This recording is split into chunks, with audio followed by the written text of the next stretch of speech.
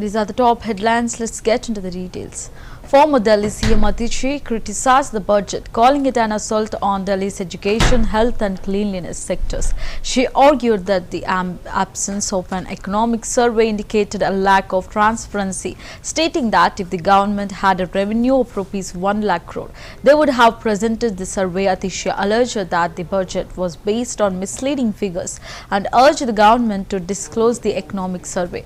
Atishi further claimed that the BJP-led administration aims to dismantle government schools, highlighting that education allocation dropped below 20% for the first time in a decade. Additionally, she pointed out that the health budget was reduced from 16 to 17% to 13%, threatening Delhi's healthcare model, including Mohalla clinics. Atishi also criticized the rupees 1,526 crore cut in MCD allocation, stating that it would paralyze cleanliness efforts in the city. Rekha Gupta ji ने प्रस्तुत किया, उसको देखकर साफ पता चल गया कि भारतीय जनता पार्टी ने इकोनॉमिक सर्वे यानी आर्थिक सर्वेक्षण सदन पटल पर क्यों नहीं रखा। अगर इस 1 लाख करोड़ तक के बजट का कोई वास्तव में आधार होता, अगर सरकार के पास वास्तव में 1 लाख करोड़ रुपए का रेवेन्यू आ रहा होता तो इकोनॉमिक सर्वे सदन पटल पर होता, लेकिन नहीं रखा। इसलिए नहीं रखा क्योंकि इनके हवाई बजट में से इकोनॉमिक सर्वे के डेटा के आधार पर हवा निकल जाती, सारा दूध का दूध पानी का पानी हो जाता।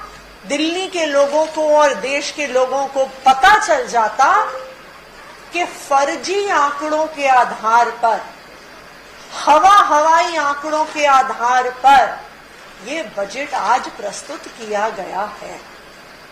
मैं भारतीय जनता पार्टी की सरकार को चैलेंज करती हूं कि इकोनॉमिक सर्वे को सदन पटल पर रखें।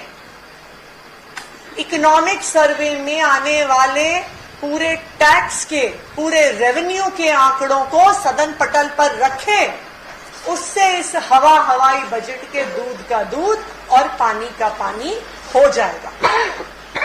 ना सिर्फ इतना, आज जो बजट भारतीय जनता पार्टी की सरकार ने सदन पटल पर रखा है, उसने भारतीय जनता पार्टी के इरादे बिल्कुल साफ कर दिए। पहला इरादा, सरकारी स्कूलों की शिक्षा को ध्वस्त करना। 10 साल में पहली बार इतना कम आवंटन शिक्षा को हुआ है। आम आदमी पार्टी की सरकार में बजट का 1/4 हिस्सा, 25% हिस्सा, कम से कम 22 से 25% बजट हमेशा शिक्षा को दिया जाता था। रेखा गुप्ता जी ने प्रस्तुत किया, उसको देखकर साफ पता चल गया कि भारतीय जनता पार्टी ने इकोनॉमिक सर्वे